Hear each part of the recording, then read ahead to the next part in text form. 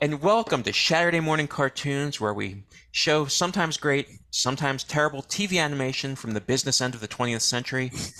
I'm George, here with Professor Caitlin McGurk of the Billy Ireland Cartoon Library and Museum at Ohio State University in Columbus.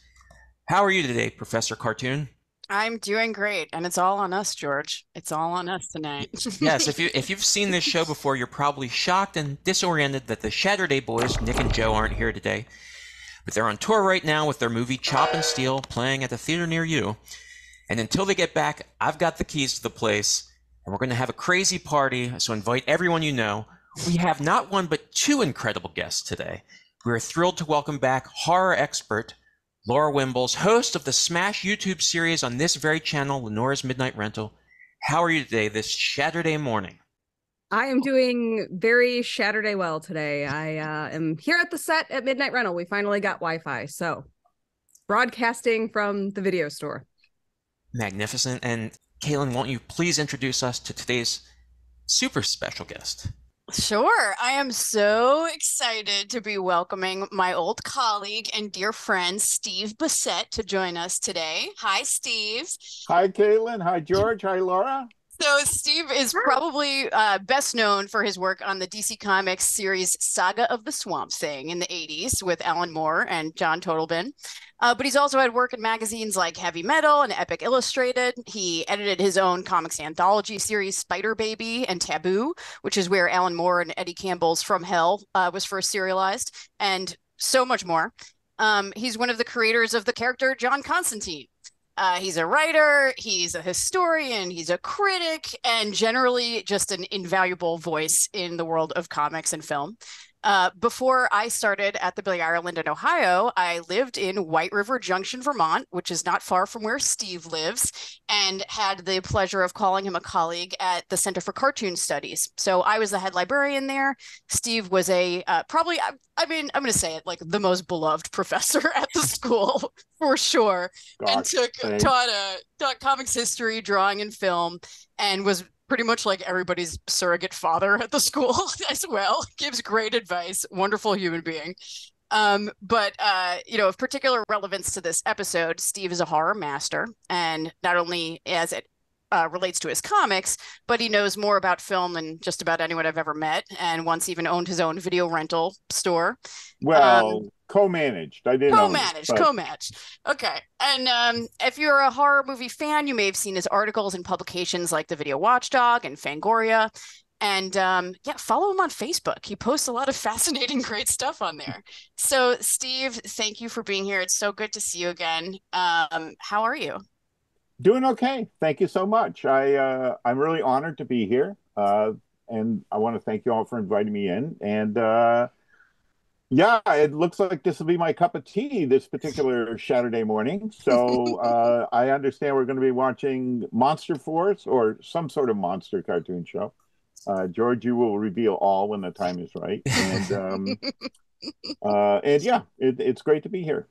That's right. Today we're going to be watching the short-lived series Monster Force. First, does anybody have any cereal or mug they'd like to share? Well, my friend David Scow gifted me this mug, this Edgar Allan Poe mug, Raven Beer.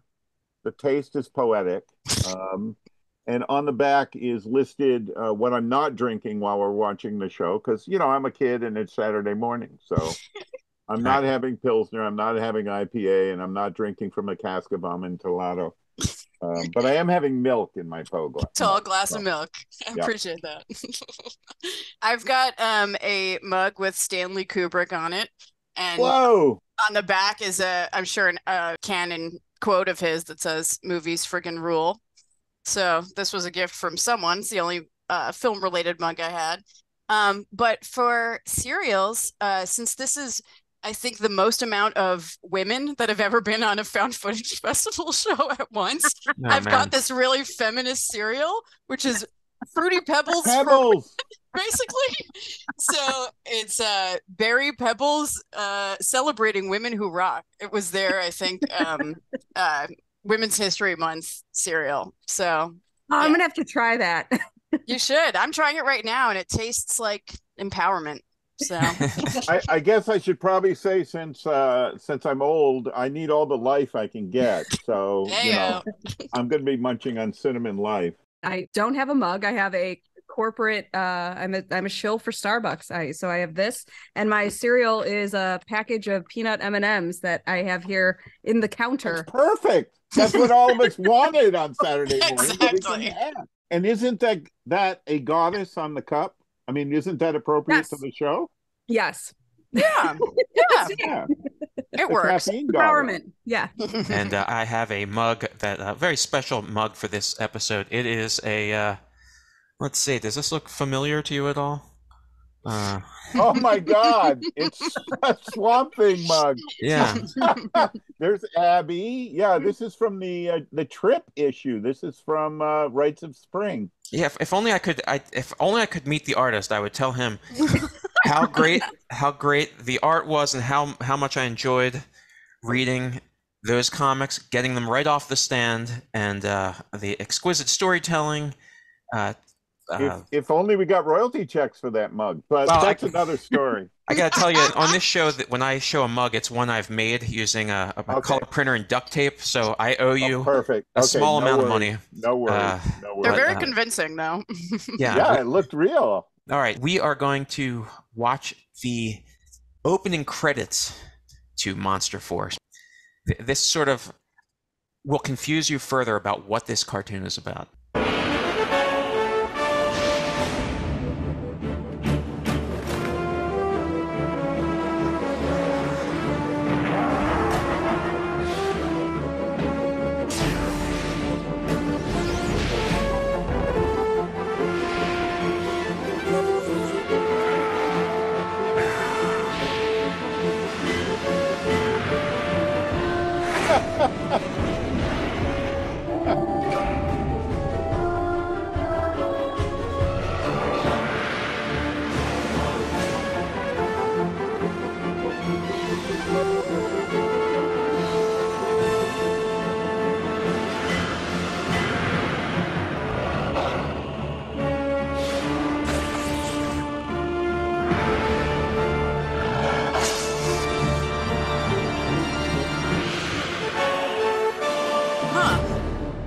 The first thing that comes to mind isn't Bela Lugosi when I see that. No, I'm so a lot confused. going on. And I feel like that mummy is way too ripped and cool looking to be the mummy. Like, yeah, that doesn't work. I don't think, in a variety of ways, I don't think it's historically accurate. I don't think I mean, in terms of... you don't think Dracula's castle had like a Batmobile type opening in the middle of it? That I'm not. You're not sure about that. Yeah, because people think of him as a cool guy. People think of Batman as a cool guy. They both have capes. I don't know. I think there's something there. The main thing I get from it is Universal saying, "We wish we had done Monster Squad," which was back in 1987. Right. It was all the Universal monsters, only it wasn't licensed, and it was actually a pretty great movie. So. It is one of my favorite movies of all time, and I was trying to find my T-shirt from it to wear today that says Stephen King rules. Yep. So it's I love that film. I need to ask you guys, who's everyone's favorite Universal monster? I was actually asked this question recently, and I can't pick just one. Yeah. Really? Come back to me. That's what I said to the last person. Given the theme of today's show, I could say The She-Wolf of London, but that was an awful movie. So I have to confess, for me, it's the Gill Man, the creature from the Black Lagoon. Yeah. From the time I first laid eyes on a photograph in a monster magazine, I fell in love with the creature, and he is by far my favorite Universal monster. And yet they don't know what the hell to do with him. I'm willing to bet this cartoon show doesn't know what to do with them either, but it was gratifying that he was the first monster face we saw in the clip you just showed. That's true. Yeah, he's my favorite as well, though he doesn't necessarily have the personality, I guess, of the others. Though I will say, yes, but he's grew up with Goldfish. It's a big step up. You're right. I will say I think my favorite of the movies is The Invisible Man. That was amazing, though he's not necessarily, is he canon? I don't know. And then the Wolfman would be the one I'm probably most attracted to, but otherwise those are my favorites. Has anyone ever played Monster Bash, the pinball game? Oh. Yeah. Oh, Yes. that is one of my favorites, hands down. They recently came out with a updated version, maybe like 5 years ago, and it's still incredible. Mutual friends of Caitlin's and mine, John Chad, just did a graphic novel on the history of pinball machines. So Yeah, it's awesome. and I did play that game when it was new, the original version. The original version at a bar in Chicago like 12 years ago, best pinball game of my life. I stayed on the same ball for almost, I think it was 34 minutes. And I just, ever since then, Monster Bash is my favorite. That's awesome. George, do you have a favorite? I can tell you that I've only seen one Universal horror movie. No! In my long No! But we're going to take a pause while I watch the 40 of them that. Which one? You can still have a favorite monster, though. Oh, Yeah. My favorite monster is John Bonham of Led Zeppelin. He was a monster on the drums. Not Neil Peart. Yeah, no, I can't. I'm not into prog. But I think the coolest looking one has to be. I gotta go with Lugosi. Just he was so. He was just. Yeah. And I have to say the movie Ed Wood helped me really fall for Lugosi. Can I share some secret history related to Ed Wood and Bela Lugosi? Sure. Of course. Through my very good friend G. Michael Dobbs, who's an expert on animation, among other things, I got to meet and occasionally have meals with Alex Gordon and Richard Gordon, who were brothers, who were producers of many, many great horror films separately. And Alex Gordon actually knew Ed Wood, and Alex Gordon actually knew Bela Lugosi. In fact, Alex Gordon was so offended by the movie Ed Wood that he refused to see it. And he found out after the fact two things. Number one, that great Bela Lugosi speech that they dramatized in the film, Ed Wood quickly writing for Bela, Alex wrote that speech. Oh, Whoa. the home, I have no home. Home. I have no home. Alex Gordon wrote that speech for Bride of the Monster. Wow. And the second factoid I can share with you is that both Alex and Richard were very offended when they found out that Martin Landau swore in the film because they said Bela was a gentleman and never cursed. Interesting. Right. He had the famous line, bullshit, let's shoot the fucker. That's it. Which was now this is the hot gossip I'm here for. Yeah. Bela never This is would good have stuff. said that. Bela never would have said that, according to Alex Gordon and Richard Gordon, and they knew Bela. This is already my favorite episode because I got to quote a factually incorrect movie. Bullshit. I have to say, I love the movie, and I love Bela Lugosi cursing in the film, so it's not a bias that I carry with me. Let's shoot this fucker. Today we're going to watch an episode of Monster Force. It's co-produced by Universal's animation division, and it was a series that was in syndication in 1994 for one season of 13 episodes. Now, Universal was leveraging their intellectual property. They had pioneered the horror genre with a multi-decade run of horror-themed films from Hunchback of Notre Dame in 1923 up into The Leech Woman of 1960. That's what some people say. People argue about which movies are part of the Universal monster group, and I'm not here for that debate. I'm just here to entertain. And many of these characters from these films became pop culture icons, especially the 5 that were used in the Monster Force cartoon. Now, popular experiments that showed the effects of electricity on corpses inspired Mary Shelley's Frankenstein, famously thought up during an 1816 storytelling contest with friends. Rather than Shelley's philosophizing assemblage of limbs, it was Universal's Frankenstein from 1931 as a lumbering dolt that lodged itself in the public consciousness. Since the 18th century, European explorers, or more accurately, thieves, unearthed artifacts of the strange and complex culture of ancient Egypt, which spurred fads in the West dubbed Egyptomania. Here you have the song, the sheet music from Old King Tut Was a Wise Old Nut. Oof. Wow. Culturally inappropriate. Let's do a sing-along. And let's see, and of course a Palmolive ad. And just as the dead had their brains pulled out through their noses before mummification, it was a no-brainer when Universal made The Mummy in 1941. Ooh, that's a wrap. Yeah. Sorry. There's a few of those ahead. Just spoiler warning, trigger warning. And until relatively recently, societies, small and large, were under constant threat from natural predators. For instance, following the plagues, depopulated towns were often overrun by large rabid wolves, whose cunning was attributed to creatures being demonic shapeshifters.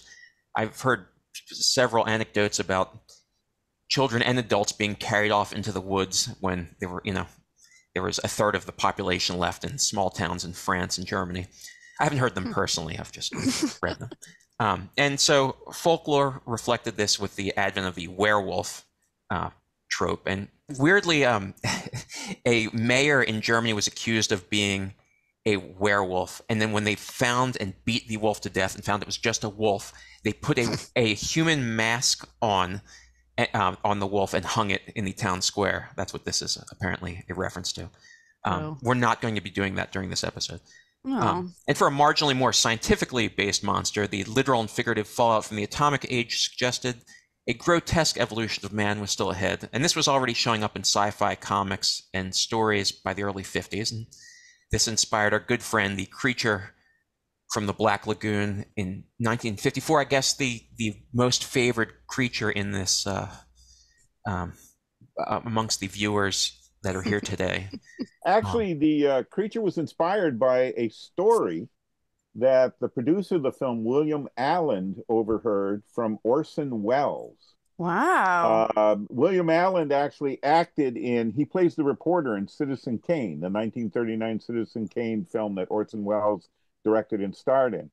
And William Allen was a friend of Orson Welles, and at a dinner or a meal they were having together, a cinematographer who had grown up in South America related the story of reports from parts of South America along the Amazon of a fish-like humanoid creature. And William Allen never forgot that story. And when he became a producer at Universal, that became one of his pitches, and Universal went for it. Whoa. Yeah, Creatures from the Black Lagoon, also a great pinball game. Also a great pinball game. Laura, you're so right. More importantly, Up in my drawing studio, I actually have the glass art for one of those pinball games. Somebody gifted me that, that artwork from the glass of the pinball game for the creature. It's wonderful. That's awesome. Bally's Creature from the Black Lagoon uses futuristic technology to bring back the innocent, carefree fun of the 50s. Vampire lore long predates Bram Stoker's 1897 novel, and stories of blood-sucking ghouls date back to antiquity, but Universal surprisingly produced an authorized version in 1931, Bela Lugosi's Dracula, my favorite. And these film monsters, among many others, represented the Universal monsters who appeared in toys and games and cartoons. Here's a Universal Studios Pog, which I know something that collectors... Boy, that dates you right there. Yeah, and not mine, but the Monsters Cafe was, I believe it closed this year or very recently. Yeah, I was told it closed this past year. I don't know if it's closed for renovations or really just gone under, but... I'd be remiss if I didn't mention that Universal recently attempted an MCU type of reboot featuring some pretty huge stars, and I believe it's now dead. It fizzled. The Dark Universe, despite monster budgets, that just wasn't enough.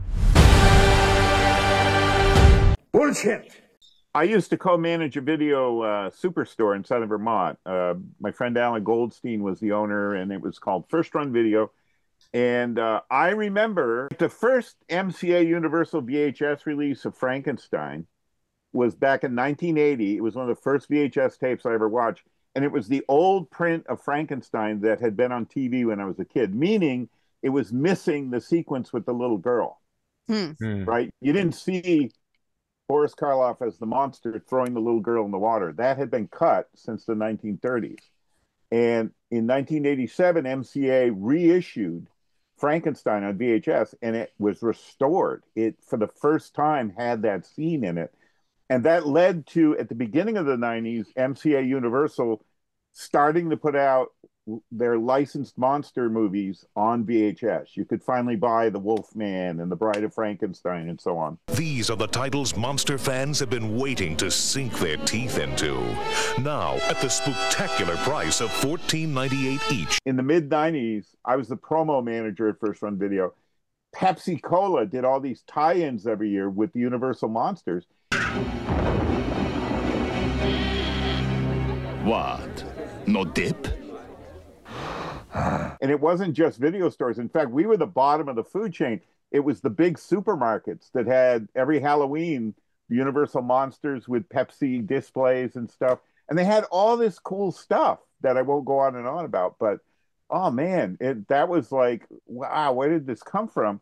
Laura, I feel like you need some of those standees. I'm having to like sit on my hands to not ask more questions. Like, do you still have any of it? I have the cups. I have the cups that Pepsi put out because we got all this stuff as part of the promo. Pepsi would give it to the retailers, so I still have some of the cups. I remember this. I remember the big. Now this would have been perfect for Shaturday, but none of us have it. Nabisco put out Universal Monster cookies. What? Did any of you ever eat Nabisco Universal Monster cookies? Were they good or were they horrible? No, they weren't horrible. They were actually pretty good, you know. So, wow. But and then the last thing I remember, and I do have these, but I couldn't lay my hands on them to show off. The post office put out Universal Monster postage stamps. Dracula, Frankenstein, the Wolfman. Ooh, spooky, huh? Some stamps you just can't lick. You know, that was the big 90s Universal push that this Monster Force TV show was part of. They were really trying to get it out there. Here you see some oh, these are great. Some character design. You'll note that, of course, the cartoon didn't get into this level of detail, but Universal got into the cartoon game a little late in '94. Like most cartoons of the era, it features an epic battle of good versus evil. So that means monsters in mech suits, sort of like in Humanoids. Mm-hmm. But what differentiates this cartoon is that the team of good guys includes a werewolf and is allied with a long-suffering Frankenstein monster. The villains are the Mummy and the creature from the Black Lagoon, led by Dracula. They were the villains? Yes. And, that's lifted right from Monster Squad. Yeah, I know. Because Dracula was the villain. Oh, it's my buddy Marv Wolfman. Hi, Marv. That's right. Fascinatingly, the series was developed by horror comic book icon Marv Wolfman, his actual name. And coincidentally, his own name was trailblazing when starting in comic books in 1969, as the term Wolfman or Wolfman was forbidden by the Comics Code Authority. Yeah. Famously, the self-censorship campaign launched in the mid-1950s. Proving how literate the code was, the actual 1954 Comics Code forbade werewolfism. Right. I guess they thought, well, lycanthropy, no one's going to know what that is. So werewolfism was their actual term in the code. Yeah. I don't want everybody to be tuning out until the creature from the Black Lagoon appears. This particular episode, actually all the episodes, tend to focus on specific villainous monsters. This one actually goes completely haywire and goes more Lovecraft than anything. Okay. But hopefully it will entertain and confuse you the way surely it confused and entertained the kids of 1994. Can I just say that the logo, it very much reminds me of a monster truck rally. It does. Combined with absolutely. My Pet Monster. That's what I'm getting, those two worlds combined. And the character style too is just like a direct X-Men ripoff of like from the X-Men cartoons. They look so much like them. Lots of pockets, lots of bandoliers. This is going to date me, but when I was a kid, it was the Groovy Ghoulies. Oh yeah. You know, the TV show The Groovy Ghoulies, in which, and it wasn't licensed by Universal, but it was all those monsters. And the Groovy Ghoulies actually played rock music during their cartoon show. They had a band. Yeah. The intro was wonderful to that. And I have a feeling all around, probably a much better cartoon than what we're about to see. Well, better is quote unquote. But yeah, Groovy Ghoulies was the one I had grown up with. So the advantage of mech suits means you wear a mask, meaning you don't have to animate mouths. Oh yeah, that's right. Good point. So that's why if I'm going to make my own cartoon, it's just all masked guys running around. Without further ado, this is an episode called The Dark City. Ooh. Or just Dark City.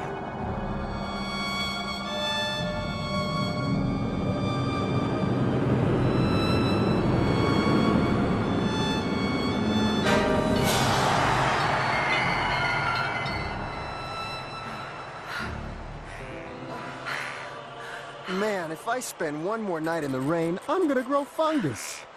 What I wouldn't give for a hot shower and a good cup of coffee. Oh, coffee. Is there like a fart noise happening? There is kind of a flatulence noise. That's the omen.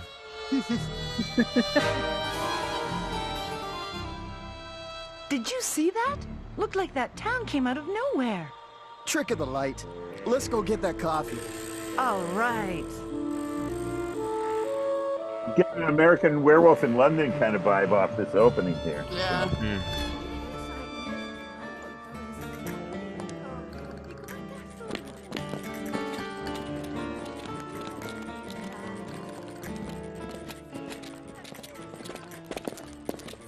Purple Town. Man, this Foley artist is having fun. They got paid by the sound. Oh no, Abe Lincoln's a monster. I think we're trapped in an anime.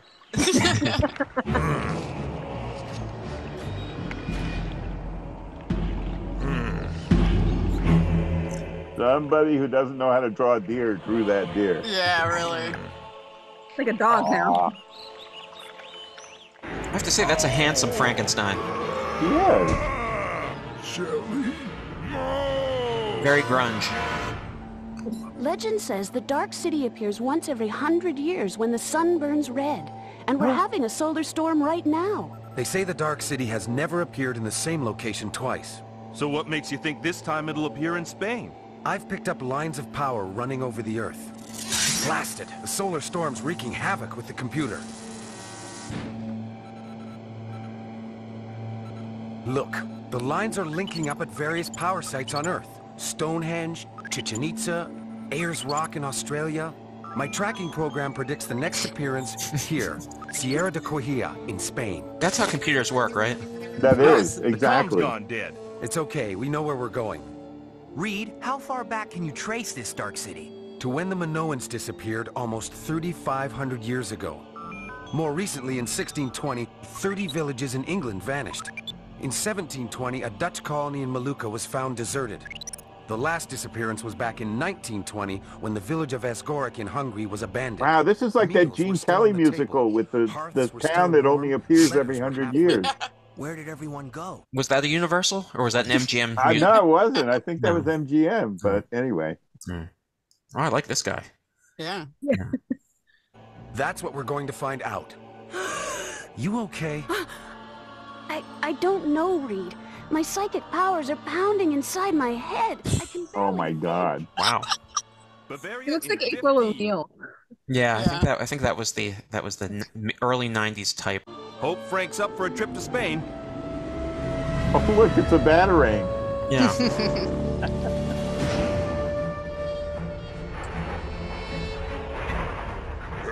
Oh man, the train cars. Gotta watch the train cars.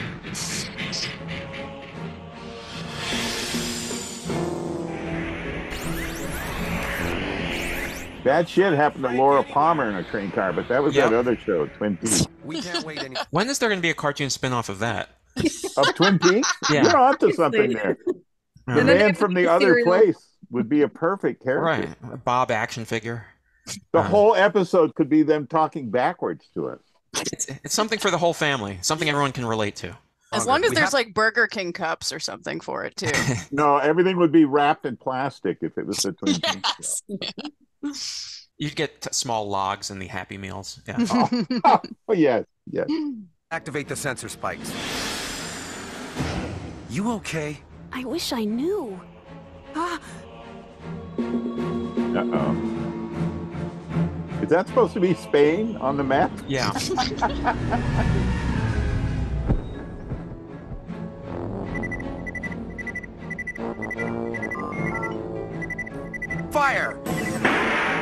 was showing what the toy can do.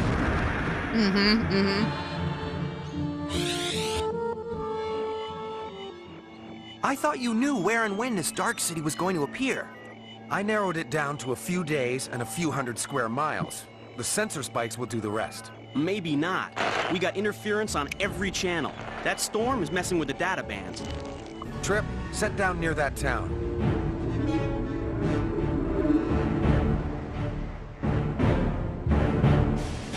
What about the jet? I'm activating chameleon mode now. Chameleon mode. Come on. Let's get in a different toy.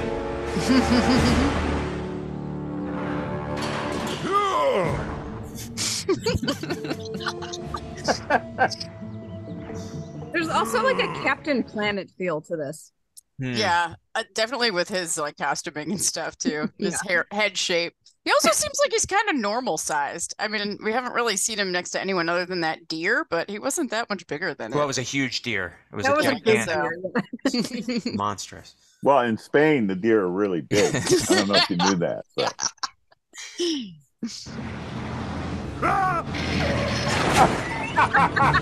Sound effects are awesome. Best accident of the show. I don't know why he has an Italian accent. Europe, there's one accent, is my understanding. God, give her an Advil already. Ooh. Ooh. Stop! I thought... We better find her a doctor. Lance, look for an inn.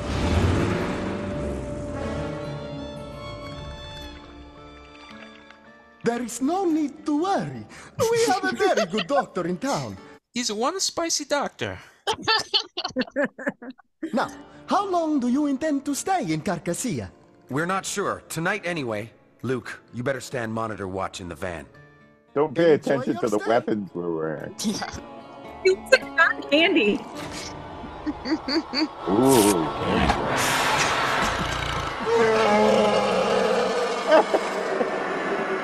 Laura, how does this compare to the movie Dark City? Right? That was a... I can't tell them apart. Yeah, okay. All right. I can tell them apart. This whole concept of a city that appears and disappears is very 2000 Maniacs. You know, the whole premise of 2000 Maniacs, the original splatter movie, was a town in the South that would only appear every 100 years to kill Yankees. Huh. Wow. So, I've never seen it. This is very 2000 Maniacs. Only, no one's being crushed by a boulder or rolled down a hill in a barrel full of spikes. I suspect they're not going to go there.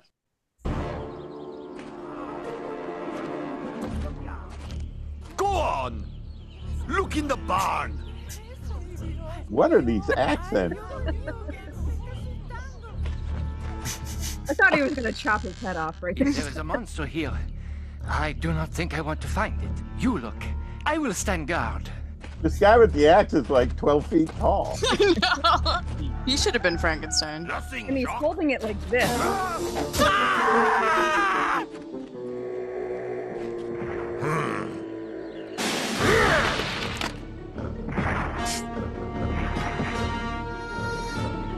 Style and trench coat.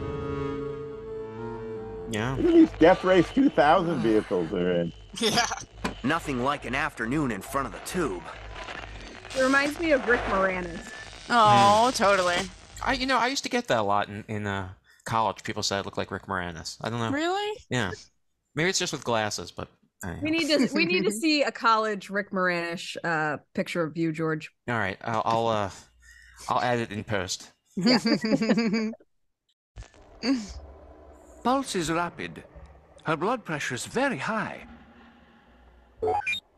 Crawley here. I have never been in a hotel room like this one. What if the Dark City Well, it was in appears Spain. and we miss it? We won't. How's Shelley? It is difficult to say. Perhaps it is a virus.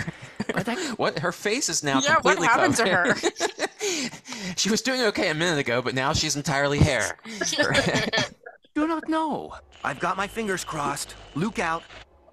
Maybe you should fly her home. The rest of us will stay. I wouldn't recommend moving her right now. She must stay here. It's bad for At the least plot. For the night. I'll check back in the morning. I like the blonde kid's Hey, hairstyle. wait a I think minute. he's the best What about looking something of the for a team. fever? Definitely. Hey, Doc. Man, oh man, some doctor. Some hotel. The compad readings are off the scale. Don't you think our doctor friend seemed all too anxious to keep us here? Yeah, and he didn't charge us for the house call. Let's get back to the jet. Whoa, Reed, the hallway's Whoa. gone. We've got trouble. Emacs on. Oh my god. Luke, start up the van. Luke, respond. They're out of loot. Let's get out of here. Out of loot. Wish I could pick up a Lakers game. Kids can relate. But then there are better things to do than watch TV. Hello? Senor Crowley says your radio is not working. He asks you to please go inside. Wow, they're easily duped. The senor said it was important. Thanks. Whoa. Women, am I right? That's the problem with women power. Oh! Wait, what? He's a werewolf. Are you there? What? Either someone's practicing a He's one of the good console or guys. The compad's Oh. going wild.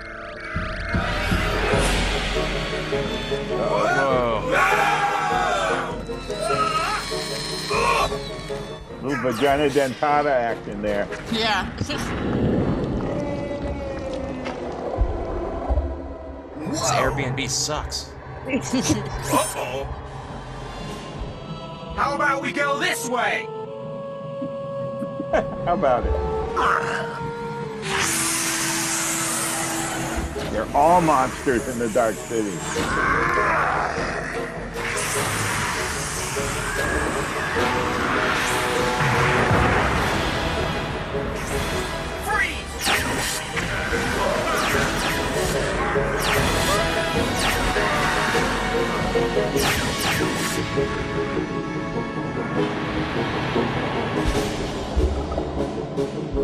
Can I just say this isn't even remotely Universal Monster-like? Well, I'm so confused. let's see. I'm not confused. It's just not a Universal Monster anything. Well, no. But also, wait, so the werewolf is a good guy or he's pretending to be a good guy? He was a good guy. He's a good guy who can change between forms. But do we know if the other good guys are also monsters or no? They are not. Weird. Okay. Yeah. All right. Although Frankenstein, it seems benevolent so far. Yes, he's an ally of theirs. He loves Dia. Okay. Yeah, that's really cute. Yeah. He's misunderstood. Out for a little air, guys? Can't leave you alone for a minute. Into the van, move! Oh, children of the corn. You know that town full of monsters we were looking for, Reed? Well, I've got a flash for you. We're in it. The town. Reed, the town. It's alive. Violin playing. Here we go. Wow, this is one dark city.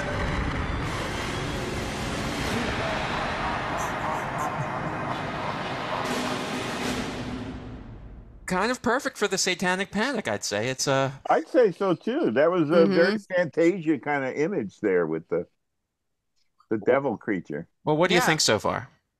I don't think it's that bad. I'm actually surprised because I feel like most other things that we've watched from this time period are like extremely fast and loud, and you can't keep track of what's going on at any given time. Where this feels like slightly more paced out than that. But I mostly just like the sound effects a lot. It seems like having a comic book person at the helm helped develop it into something a little less inane. Is that's the highest praise that a Saturday cartoon can get? You know, Marv Wolfman was part of a group of comic book editor writers who ended up doing a lot of Saturday morning animation scripting. Len Wein, Marty Pasco, who was the writer on Swamp Thing when John Toddleman and I first started on the book. My friends Jean-Marc and Randy Lefissier lived in LA at that time. They did a lot of writing for Saturday morning cartoons. This feels very much like Ghostbusters to me, the real Ghostbusters TV show. Yep. So, well, in many ways, this cartoon defiles our ideas about the universal monsters. No, it hasn't defiled. It's simply derailed any connection. Well, I'll say this. We can leave it to free enterprise to debase each of these characters even further in the following commercials. Saturday Morning Cartoons will be right back. The unthinkable has happened. The impossible is now true. I've been brought to life in a horrifyingly real iced lolly from Walls. Get your fangs into the strangest lolly you've ever tasted. Before it's too late, Walls Dracula. It's really horrible. I love the British uh, commercial. Oh. Yeah, the illustration. Not on the Freeze Pop Dracula, but the animated one. From Milton Berkeley, a weird game, Voice of the Mummy. Oh. From within the tomb, the mummy speaks. Look out! The unholy snakes of Aemon reach from below. Move up one level. Each player tries to capture the sacred scarab. He who collects the most jewels wins. The Voice of the Mummy, the electric sound game from Milton Bradley. So if you lose that game, do they extract your brain through your nose? Is that how that works? Yes, 3 of the 4 players do. Your friends, your small child friends get to do that. That looked amazing, actually. I've never seen that before. Yeah, I think it's early 70s. Ow! Bubbles poked out puppets, G-O-O-R-D-O, sugary puppets, F-O-U-R-4. Kids, taste this cereal you ever met. Talk about it. It's so good eating up the alphabet. Ow! Bubbles poked out puppets, F-U-N fun, sugary puppets, R-U-N run. Taste this cereal you ever met. Talk to me. It's so good eating up the alphabet. Hey, come on, Tony! Tony Tiger! Tony's Cinnamon Cruncher cereal. Made with a secret blend of cinnamon and sugar. I smell cinnamon. It's so good, you never know who will stop in for a bowl. Huh? Hey, Swampy! Tony. Part of a complete breakfast. They're cinnamony great!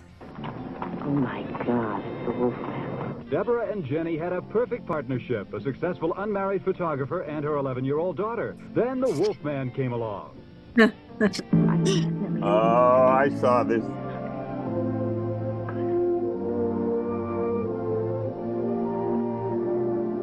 I'm illegitimate. He's not really a wolfman. Wow, you look pretty legitimate to me. A very special love triangle, Mom, the Wolfman, and me, Monday night at 8.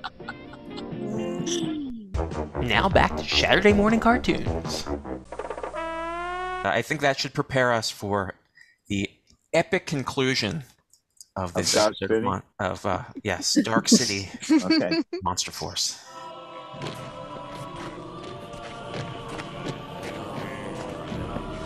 I would think parents groups would have a problem with this episode. I would think Dark City would have a problem with a crucifix on that church. Yeah. It is calling us. It wants us. Uh-oh, little narrow bridges over huge chasms. That bodes ill.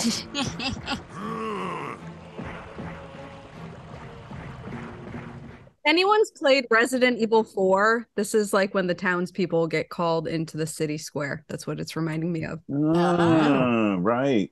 But if you haven't played that, then you might not know what I'm talking about. No, but I'm sure many a viewer knows exactly what you're talking about. Yeah. Resident Evil 4 on GameCube, it's the best.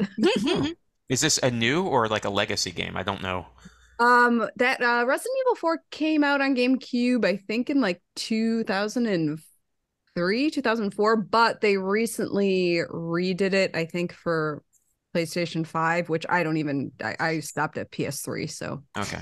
Laura, the only horror video game I ever played in my life was Night Trap. Do you remember Night Trap? Oh my God, really? What did you think of that? It put me off video games for life. What was the platform? Was this in television? I don't know. Was it Laura, Sega CD? do you know? I think it was a Sega CD, wasn't it? I think so. It got pulled off the market because parents objected to it. Extremely controversial. Like I think there were it might have had kind of a slip of nudity, but yes, it was about women being killed, and they labeled it as very misogynist. It was about a sorority house where there was a college party going on, boys and girls partying, and these guys in black outfits wearing masks were kidnapping people and taking them to the basement and draining their blood. And the reason I hated the game, and it put me off video games forever, is I wanted to play out the most gruesome alternative because I wanted to see how far the game was going to go. And if you did that, the game would stop. It wouldn't let you do that. And I was like, well, fuck this. This is like the worst horror movie ever made, right? I don't get to see the horror part. But yeah, that was, and I think it was like the first or second horror video game. It was really early on. So yeah, there was a Texas Chainsaw Massacre was on Atari. That's right. That was pretty crappy. I think there was Halloween on Atari as well. Yeah. Also crappy. And a really bad Godzilla game. Friday the 13th was on NES. Yeah, we had that.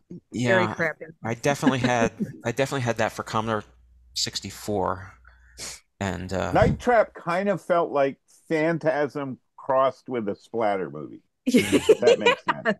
That's a good way to put it. Yeah, it kind of made no sense. Like Phantasm makes no sense. But it was also like a bad college splatter movie. I still enjoy Phantasm, but yeah, I do as well. Yeah, it's I love I've got all of them right here. Well, anyway, Monster Force is not like Phantasm. Yeah. Or this episode is. Sorry, I derailed us with video games. If we did an episode just on video games, we'd probably get 50 million views in the. There you go. It would make this actually successful. Yeah. Actually successful. That's the goal of. Yeah. All right.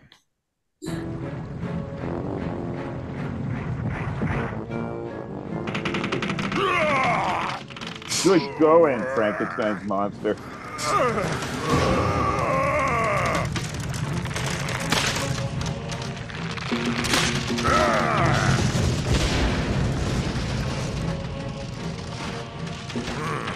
Okay, this shows that even though they were syndicating this program, they were still concerned about standards and practices. Because the monster didn't like whip those people off the bridge, which would have been a great moment. You're right. Yeah. He had to disable the bridge before the people were actually ever in danger. So this is Frankenstein taking a selfie, by the way. It's also doesn't he look really smug there right now? He's like, yes, I just saved all those people. You know what? I'm not even gonna ask for thanks. Tinder profile pic. Yeah. It kind of looks like a DJ or something.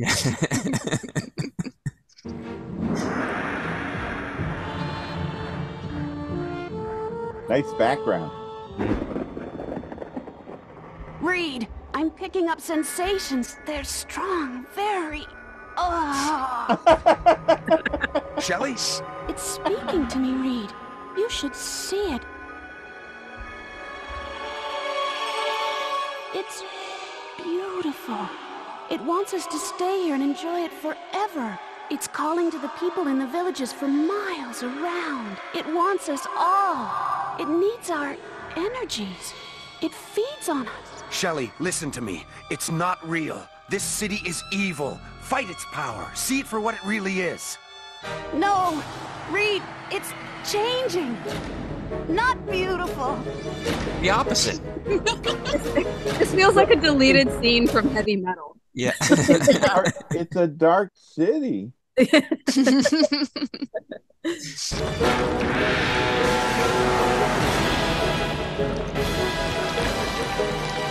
What was with the crotch shot? I know, there was a very long pause on that crotch shot. That was a long too. crotch shot. Yeah. I believe we have. laughed, and then I thought I was being immature. And no. Hey, look, if you're not being immature, you're on the wrong show. Yeah. But I believe we have our still for the thumbnail for this episode. It's well drawn. I don't know. It's going to look like a hentai. That looks like a tentacle wrapping around his leg, heading for his ass. So very. Very specific fetish. Notice the Monster Force belt buckle that we're finally getting a look at here. Right? Yeah. Huh. Little Get one of logos those. on the buckle. Yeah, look at George, that. I'll expect all of our belt buckles in the mail in the next 2 to 3 weeks. Thank Right. you. Yeah, all right. Of course. Laura, doesn't that look like it says AFA? It does look like it says AFA. I'm not getting MF out of that. I'm getting AFA. Well, the Force is breaking the monsters. It's like hitting the M for monsters, slamming it down. This is somebody trying to convince higher ups to accept their art. If you said that in a design meeting, I would not believe it. I would be like, no, that's not what that is. Shelly! Snap out of it! It was horrible! Awful! I wonder if her name is a nod to Mary Shelley. It is. That's what I assume. Yeah. Yeah. But at midnight, it goes back for another 100 years! So if we're not out of here by then, we go with it? I still don't get it. Who's the monster? Lance, the entire town is alive. The town is the creature. But what about all the townspeople? I tell you, he's got the best hair. They were created to lure us in. They're part of the trap. And we walked right into it. Why would he ever not be in wolf form? Right, yeah. Instead, he chooses to be a nerd. Yeah.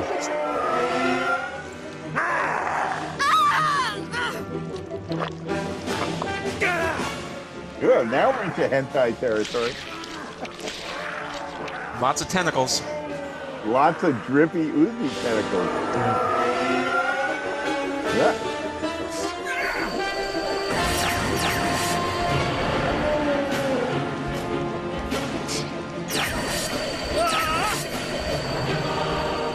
You know, I think you're right, George. Like, all this stuff is like toy design. Yeah. Yeah. They never put out a toy set, did they? Oh yeah, yeah. They had I'm sorry, not the town, but the all the characters were figures, and so they had toys. Were? And could you get the vehicles and everything too? I'll have to check. I don't recall seeing them on Clearly, eBay. They wanted to put out the vehicles. Yeah, they were hoping that they were going to get 10 seasons out of this, and Dr. Jekyll and Mr. Hyde were coming in season 2 for the second line of toys, and etc. Didn't happen. I got a little bit of toy design gossip I can share with you guys during this brief pause here, which is during the Teenage Mutant Ninja Turtle phenomenon, which was right around this time, right? Yeah, late 80s, early 90s. The toy companies, when they had hit a successful, vein like the Turtles were, at the meetings for the toy designs, Peter Laird and Kevin Eastman would keep getting hit with the toy company wanted to find some way for the boys to retroactively design some aspect of the Turtles around some old failed toy design that they wanted to use up, right? Wow. Right. So it makes me wonder when I see vehicles en masse like this, like, were they using, with these designs that hadn't worked on a prior show, so they were going to trot them out? I don't know. Oh, that's fascinating. Huh. Well, maybe we can reboot. If we get enough people on Kickstarter, we can make a line of vehicles and the whole town, maybe 10 feet long. The belt buckles, at least. Yeah. Well, right. Yeah. Emacs on. Right on cue. Make for the city gates. That belt buckle looked a lot better in the close-up. Yeah. He doesn't want us to leave. I know it's nice to be wanted, but this is ridiculous. It's leading us on, like rats in a maze.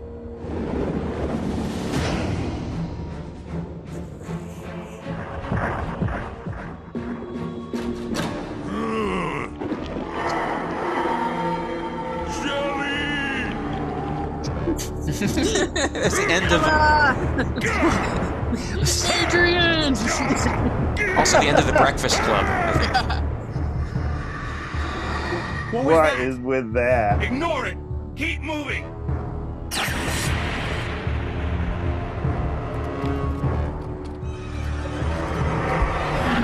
It just keeps growing new walls. We could do this for the rest of our lives. However long that might be. It's pretty negative. Listen, we're reaching it. Keep at it. 50. 50,000 volts, coming up! Shocking. Simply shocking.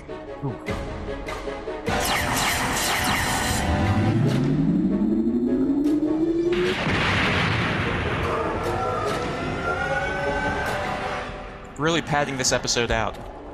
We went a long way around to get nowhere. It's forcing us to play its game until midnight, which is in 10 minutes. Time for us to change our tactics. Shelley, can you get to the jet? We're gonna need some heavy artillery. Good as done. Oh my god. If they can fly, why are they fly? Why are they stuck in the town? Why are they standing there? Oh. All right. Shelley!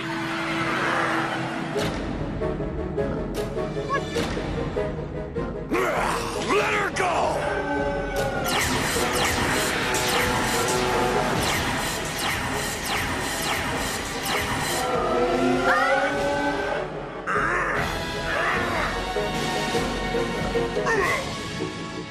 Luke, thanks. Oh! What is it? It's Frank! He's outside the gates! Can you get Frank. a message to him? Frank! They're on first Too name much basis. psychic interference. I think he sensed we were heading into danger. Gotta say one thing for the big guy. When he's right, he's right. We have one last chance, if the van's still down there. Leave it to me, Doc.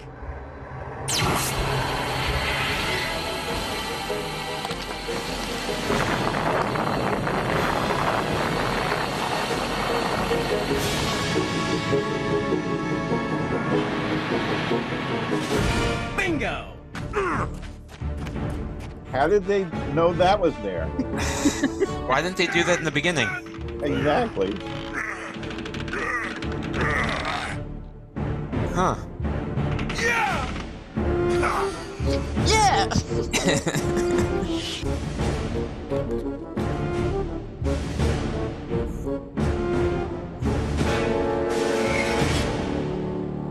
Wouldn't it do more good if you blew open the city gates? The city would Wouldn't just grow another gate. We need more power than we've got. There's silver iodide in this shell. You're starting a thunderstorm? Yes, the power gradient under an active storm is 10,000 volts per meter. The power of a small nuclear bomb. It's up to Frank now, if he understands what I'm doing. I wish I did. I wish I did. Yeah. Something better give soon. It's 7 minutes to midnight. Oh no, did we get the MacGuffin yet?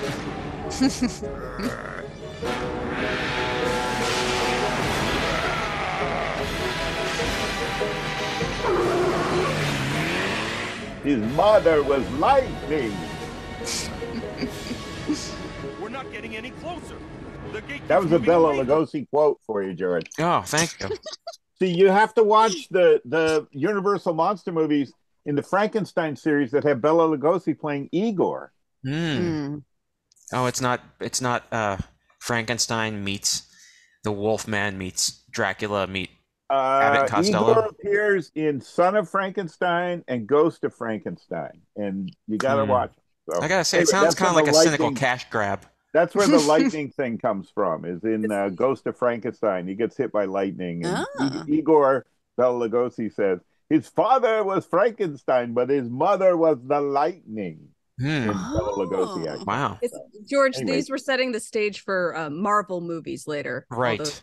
Although- All the tie-ins, all crossovers, all the There are a lot of multiverses that all the Hardys. You know, you can see toys. how desperately I'm grasping at straws to connect this to the Universal monsters. Right. Though, when I'm doing Thank you, that. Steve. I appreciate it. 1 minute left.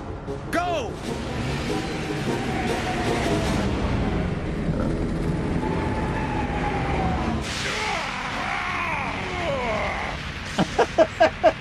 We've all been.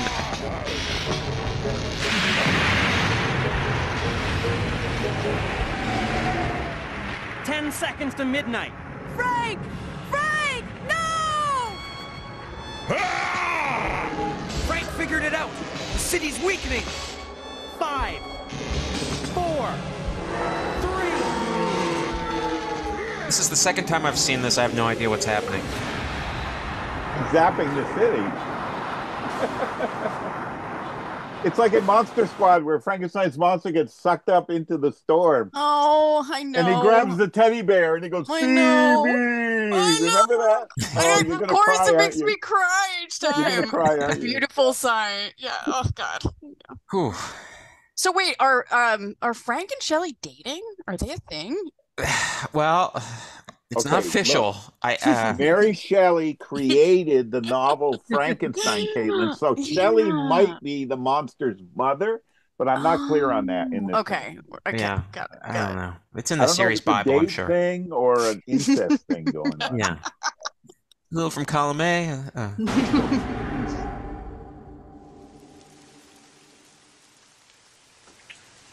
Here comes the rain again. Oh. Oh no. That's quite a trench coat he's got. Shelley? Phoebe. You did it, Frank. We owe you our lives. The city's vanished again. In 100 years, someone else will have to fight it. But at least they'll have... Tell you, it's right out of that musical. I still don't understand why the city left you behind when it went... wherever it went. The city needed human life. And Frank's not human. Not human? I just need to talk about his abdomen in a second. That I don't know what I'm looking at. Pack? Yeah. It's got like an ripped. I don't know what that is. He's ripped. That's his abs. He's beautifully formed. Each ab is from a different cadaver.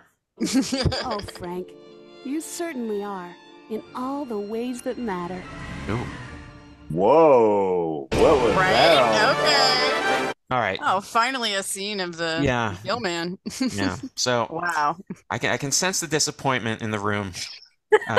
No, I loved every moment of it. It was the biggest continuity flub that I saw was Shelley's hair going from a chin-length bob to her mecha mask on. All of a sudden, she had an Ariana Grande length ponytail emanating out of the back of her head, and I have questions. How?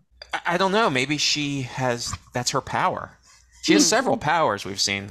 They didn't mention the hair, but is this? I mean, I don't know. Would you watch the other 12 episodes to contextualize it, or have you had your fill of Monster Force for one lifetime?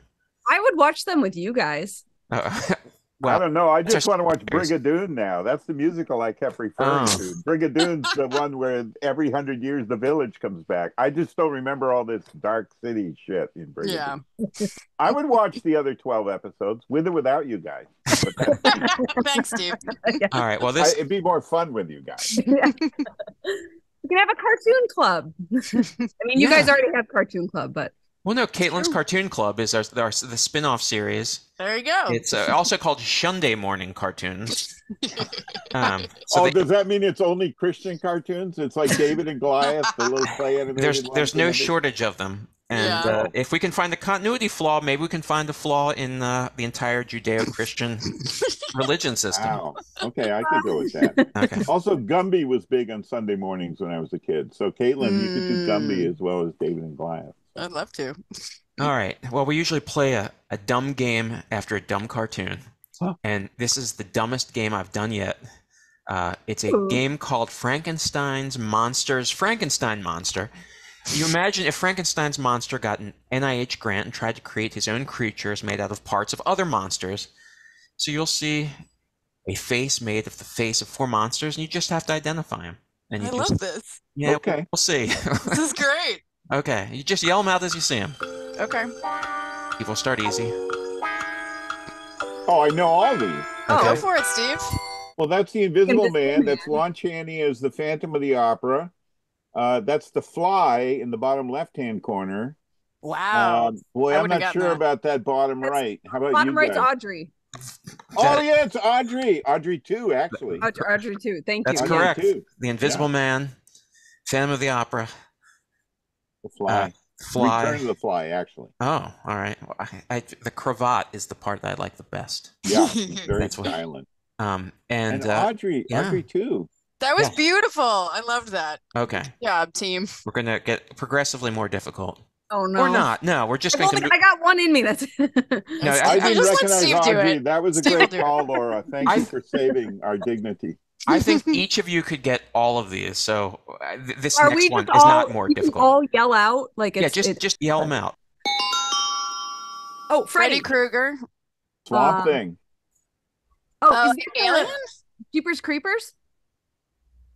It's so dark. It's hard to see it. Yeah, that bottom left-hand one is kind of, it looks like Leatherface. I was about to say Leatherface. That yeah. is Leatherface. Leatherface's mask, yeah. Bottom And right. that's the mother alien on the bottom right. Well, you guys got them. Yay. Freddy, our good friend. Gunner. The bad Swamp Thing. Yeah. The Wes Craven Swamp Thing. Yeah. But I just want to say I love Adrienne Barbeau. Unrelated. And yes. Okay. And I have a photo of myself with Adrienne Barbeau. I met her at a convention, and my friend said, "This guy drew Swamp Thing," and Adrienne said, "I got to get a picture with him," and they didn't charge me for the photo. I think it's a very rare event at conventions these days to get a photo with no charge. Wow, That's amazing, Steve. That's like going to a strip club and the stripper buys you drinks. Yeah. Right. It's the highest form of flattery. Yeah. Okay, and we're gonna close out with schlock. So just yell them out. That wasn't schlock that we did? No. That was just modern. Robot Monster. Oh, Animal. Toxic Avenger. Yeah. I Married a Monster from Outer Space. You got him. And He's a amazing. Muppet. Which Muppet? Yeah, Animal. Yeah, That's well, I got Animal. it. Right. Yeah. Right. Robot Monster. I love Robot Monster. And I believe copyright expired, so you can see lots of footage of Robot Monster in music videos in the 80s and 90s. Whenever there was a TV playing a monster, it was Robot Monster. Robot Monster was the way to go. Yeah. And you got Foxy. Yeah. This guy who was in a book my brother had when I was growing up, and just it terrified me. What is Do you know he? who was in that suit? Who? Charles Gamora. Charles Gamora was one of Hollywood's most popular gorilla men. You know, he had his own gorilla suit, and he was a performer. Sounds like my kind of guy. He and his daughter fabricated the War of the Worlds Martian for the George Powell film. Huh. And Charles Gamora was in the Martian outfit, but he was getting on in years at this time. He designed this outfit and this monster. But yeah, this was a really creepy monster. If you've never seen this movie, given the female empowerment theme of today's show, Laura, Caitlin, I am not kidding. Watch I Married a Monster from Outer Space. It's going to blow your mind how good it is. Okay, great. Yeah, I believe, noted. I don't want to spoil it, but I believe the marriage was ultimately annulled. Is that correct? No. As a matter of fact, I can't give away the ending, but it's worth watching to see what happens. Okay. All right, cool. Finally, the monster. Animal. Right. Animal. All right. Wow, that wasn't schlock at all, George. Those were all classics. Well, there was another one that had very corny things, including a corner of my face, which because I was once called a monster in 2012 at a job. I was working, and at lunch I was eating Twizzlers, and somebody turned to me and saw that I was eating them like a candy bar rather than peeling them off one by one, and said, "You're a monster." And true story. Anyhow, boy, I had one of my best friends call me a weed once. That's about the most insulted I've been in a long time. A weed? This is how he said it. You weed. I love it. Just imagining you, George, biting into like a brick of Twizzlers like beef jerky and just like, arr. Is that wrong? No. I mean, it's tomato. Yeah, it's kind of impressive. Are you three peelers? I don't like Twizzlers. Wow, I feel. Well, I think that was one of your best games yet, George. That was really awesome. Do you have the other set of slides that you didn't put up? No, I didn't. I was actually editing those while we were watching the cartoon. Okay, I have to confess something. When I was a kid, my favorite monster magazine was Famous Monsters of Filmland, and they used to have that puzzle in some issues of Famous Monsters. Awesome. Where they would cut out 4 images from 4. So I was very familiar with this game. I feel like I kind of had an edge there. You've been training your whole life for this, and you didn't know. Exactly. Do we have to pay? Is my question. Is there? No. That's all that ever matters. You're fine. Okay. Well, so did anybody learn anything during this episode at all of Monster Force? Well, I did. Oh, yeah? What's that? What'd you learn, Steve? I learned if you're going to pull that bridge, you really want to crack those people right off that bridge, right? Yeah. You want to do the snap, the whiplash snap, because that would have been the best moment in the show, but standards and practices won't let you do it. You're right. You're right. George, what about you? Oh, well, I think I learned something today. To paraphrase Batman, human beings are a superstitious, cowardly lot. They're simultaneously paralyzed by past horrors, anxious about present unknowns, and driven mad by fears of the future. These terrors are, for lack of a better term, personified in the form of misshapen creatures like the universal monsters.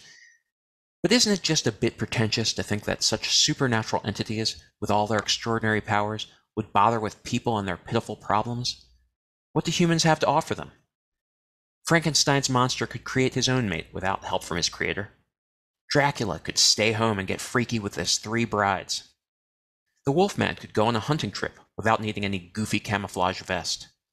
The Mummy could continue his long nap without needing Mike Lindell's My Pillow. And hell, the creature from the Black Lagoon could just chill out at the lagoon. Meanwhile, all people do is frantically organize search parties to hunt down and destroy monsters. And why should you be afraid of monsters? Monsters should be afraid of you.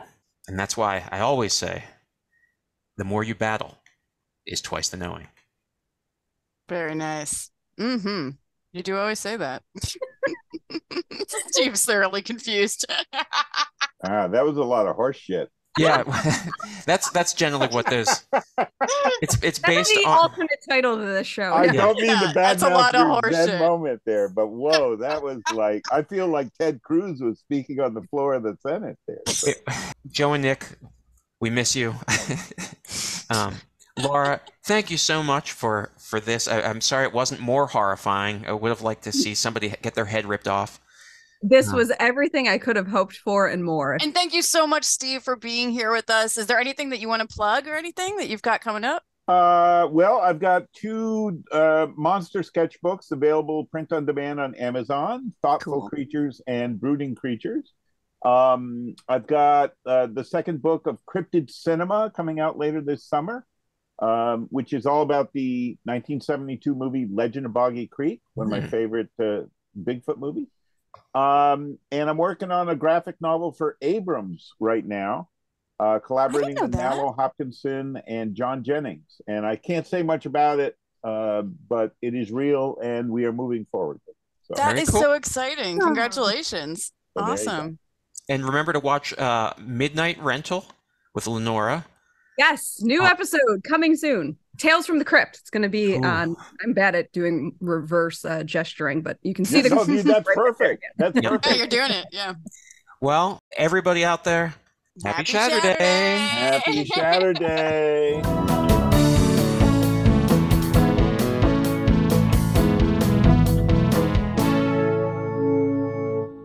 Bullshit!